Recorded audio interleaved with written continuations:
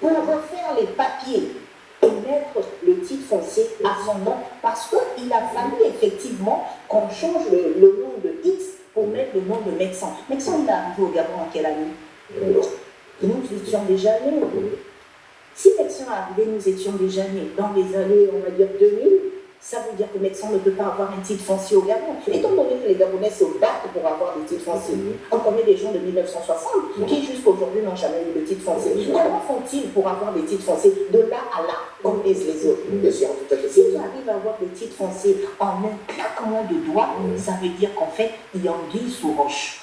Cela veut dire qu'il y a un réseau mis en place par les Gabonais eux-mêmes pour octroyer des titres fonciers à ces individus entre griffes qui, pour moi, ce ne sont pas des expatriés parce qu'à un moment donné, on leur a même donné la nationalité. Ce sont des Gabonais. On le veuille ou pas. Voilà, donc la responsabilité, une grande responsabilité, bien sûr, du Gabonais dans ce qui apparaît aujourd'hui comme une véritable mafia.